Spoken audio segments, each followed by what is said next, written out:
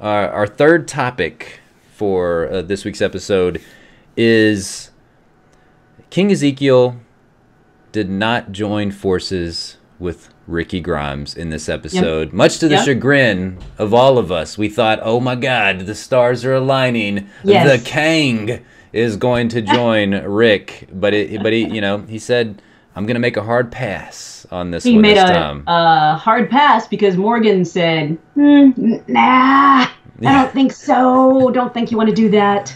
Oh, man. Remind me that I've got to get to a comment from one of our awesome listeners that he's been around for a long time, from Corey. So don't let me forget. Because when I read Corey's comment, this was my face. Yeah. Oh, shit. Oh.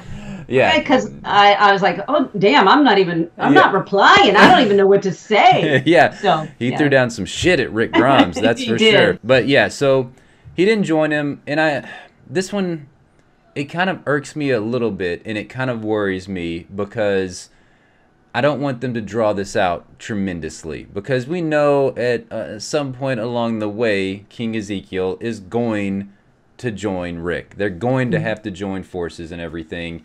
And so I'm wondering what is going to happen in order for King Ezekiel to change his mind and actually join Rick and the group against Negan, to combine their forces. So what I'm worried about mostly is we got this amazingly poignant speech from Ben in this episode. Holy crap. Dude was dropping wisdom bombs all over Ezekiel. I believe Ben, he said something along the lines of, they will have saved us and we did nothing if we don't join them. And that's a really hard truth to swallow for somebody like King Ezekiel that's the leader of this group of, they know the saviors are bad news. They know the saviors have got to ultimately go in order for if Ezekiel ever wants to branch out like he was talking about again, and he wants to build up new communities similar to the kingdom, because let's face it, the kingdom is the shit. It's the best community out of all of them, no doubt about it.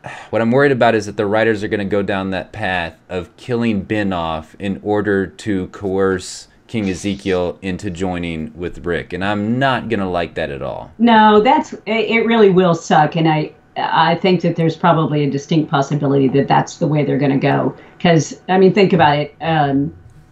That's going to get Ezekiel pissed off. That's also going to, make Carol mad. But I'm with you. I'm afraid that they're going to kill Ben because he's a character that all of a sudden they have given him a nice little story. And we like him. He's the big brother. He's got good things to say. He's trying to, he's going out and trying to make himself more valuable to the community by going out and training. And man, they best not do that, because that is definitely The Walking Dead's MO of a character's kind of a more background character, and then all of a sudden one episode they start stepping up a little bit more, and then boom, poof. 1 or 2 episodes later, some walkers ripping their guts out, or they get shot in the head with an arrow, a la Denise. So I think more than likely it'll be during one of the when they come to pick up a tribute, when the Saviors come to pick up a tribute. Because we do know that eventually Richard, I think we see it in one of the previews, they call him out. Well, they had the little showdown. Yeah, they had the 1-2 switch showdown. You like mine? Yeah, what you would call that? They're got things in the face. He's got one of those things, and he's got one of those things, and they point those things at each other. And it would be even worse if Ben was caught in the middle of that and was the one that got hurt. So. Well, I didn't. The thing is about that, I didn't see Ben in that preview, because that is for episode 10, where we see that they're having another drop off, and the same douchebag guy that got into an argument with Richard before, where they got into a fist fight. He's back again. He's like, I want your gun. Yeah, I don't think you should have a gun. Yeah. That guy's such a loser. Yeah, he is definitely a loser. And see, I think that's the other thing that could spur King Ezekiel into action, is if Richard gets killed. That's true. But I don't think that Richard is going to get killed right then I don't know, because the way that they broke out that teaser trailer for next week's episode, it looks like we're going to have a Richard v. Morgan riff here. Like they're going to have a little rift between the two of them, because at this point we have Richard on one side and we have Morgan on the other.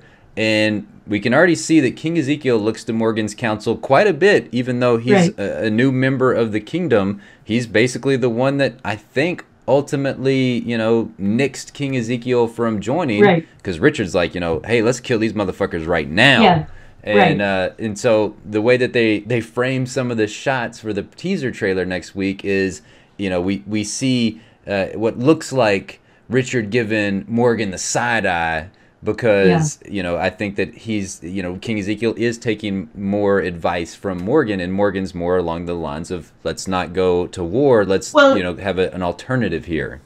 Right. And I didn't disagree with Morgan's way of thinking with what he said. I mean, I completely understand. He's found a spot that, good God, it's heaven on earth in the zombie apocalypse. Yeah. Why would you want to mess that up and to try to come up with a different idea? I get it. I don't want it to be where where Rick and Morgan, I like it when they get along. Yes. So I do as well. It's not fun when they don't get along. They're two badasses in their own right. Maybe one has, this way of doing things, the other one has his way of doing things. I don't think either one of them is wrong in their thinking. But to me, whenever they're like peanut butter and jelly, people. I mean, you mix them together and they're the best thing on earth. It's delicious. Yeah, it is crazy delicious. My biggest thing is I don't want Ben to have to be sacrificed on the show in order to spur Ezekiel into action. I don't really want Richard either, because I think Richard would be fun to see in this big war battle that's going to come here pretty soon. He's on my fantasy team, so I need him to stay alive. Yeah, you need his ass to stay alive. So I wanted to chime in with what Corey had to say about this, and you can go chime in as well. You can either comment down below on YouTube, or you can find us on Facebook. It's The Ranting Dead. Corey said the fact that Morgan suggested the same thing that all of us have been wondering. What happens if you cut the head off the snake and get Negan out of the picture? Will the Saviors still fight? How many of them? It's the obvious first move to make. Even if they still have to fight, getting rid of Negan only makes the war easier to fight. Wile E. Coyote, I mean Rick, should have listened to Morgan instead of just making that shitty little face that he made. So, like we said, that's where I went. Yeah, you talking about my main man, Rick Grimes? You're so nice. You went to our Facebook page and you commented on our Facebook page, and I don't want to have to tell you, hey man, step back. Yeah, you see my man over here. I got you can't see him right now on the screen. You can't see him, but I got two Ricks in here. Yeah. Well, and a lot of little Ricks over there. So. Yeah, she likes the big Ricks a little bit more. So,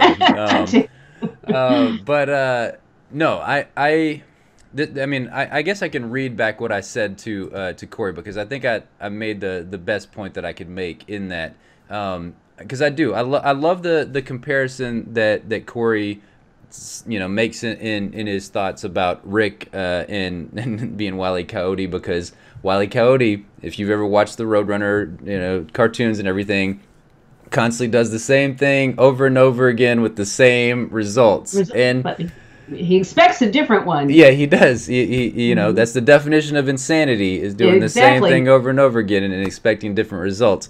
And as much as I love my main man Rick, he definitely goes back to that well quite often. So, that was part of my problem with this episode. Oh, really? Well, I mean, I do want to hear your response to him, but I loved this episode, and I'm super excited that we're getting Rick again. Yeah. That we've got the old Rick, and that he wants to fight. But I'm a little bit worried with the way he's going about it. They've seen the numbers. Yeah. They've they've got to get so many more people. And I do know that's why he had the little smile on his face at the very end. Yeah. But anyway, I don't know. I guess I'm still nervous. Well, I don't want Rick to do the old Rick and just jump out there before he should. Yeah, before formulating a very good strategic plan. Yes, right? Strategery. We need some strategery. Yeah, he definitely needs some strategery this time. You know, he thought he had some strategery whenever he took out that outpost. Realized really quickly that he didn't have the right strategery. Nope. So, yeah, I don't know. I feel like he's going to. I think he's being smart right now. Whereas I do see, he definitely made a face at Morgan. There's no doubt about that. There's no blood loss between them on the differences of their ideologies at this point. You know, Rick's stuck in his ways, Morgan's stuck in his ways, and Morgan kind of crossed over to Rick's side a little bit in episode 8 whenever, he killed that guy. Like he realized that I can't go over there and give him a hug and saying it's gonna be all better and we can piece this thing out. Right. No, he had to kill that guy. And so I think that Morgan is more closely aligned to Rick than Rick thinks Morgan is. Does that make sense? Like I think that whenever Morgan recommends this or says, hey, maybe we think about this way of doing things, I don't know if he's necessarily saying, hey, let's not kill Negan, but if we can sacrifice one life to save all these other lives, why do we not do that instead of saying, hey, Negan, hey, Saviors, we're going to punch you all in the face. We're going to try to kill all of you.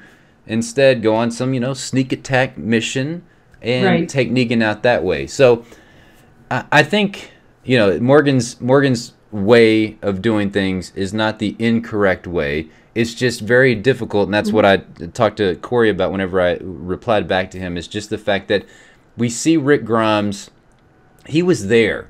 He was there in the shit seeing Glenn and Abraham get their skulls bashed in just brutally. That's something you can't forget. That's something that even if you were the biggest pacifist on earth, you would want to kill that other individual. Because we see somebody like Aaron. Aaron wants to kill now. Like he's ready to kill. And Aaron, when we first meet Aaron, he is super nice, super gentle. He's very welcoming of everybody. He gets punched in the face. Yeah, Rick punches him smack in the middle of his face, and he just like, okay, dude, it's fine. You know, whatever. If that's what it takes. Seriously, we have a community for you. Come on in. Yeah, it's cool, man. Yeah. It's quite all right. And now after what he saw, Glenn and Abraham getting killed, now he is ultimately just like Negan has to die. The Saviors have to die.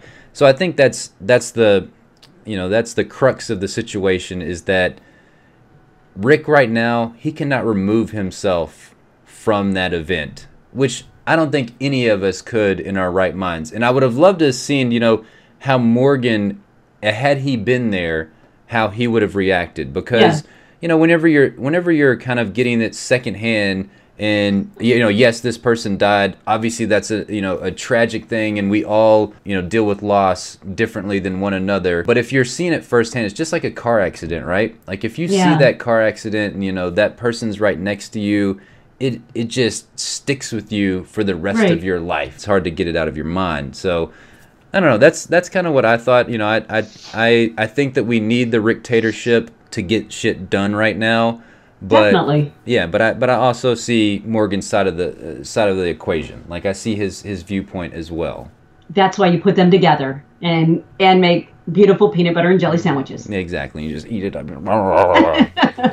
I love peanut butter and jelly sandwich. I don't care. I'm gonna be like 1,000 years old, and I'm still eating peanut butter and jelly sandwiches. Yeah, let us know what you guys think. Do you agree with us in the sense of we don't want to see somebody like Ben or Richard have to lose their lives in order for King Ezekiel to spring into action?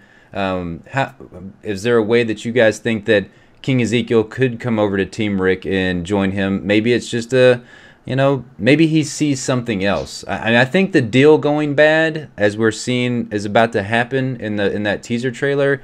I think that should be enough for him right there. It's like, this is the 2 out of 2 times where the deal has gone really shitty. It's just a matter of time before they're knocking on the kingdom's door and saying, "Let me in." So I don't know. And then also, what do you guys think? Are you Team Morgan or are you Team Rick as far as the philosophies and ideologies go? So let us know all those things in that box down below or on Gmail, rampapocalypse@gmail.com.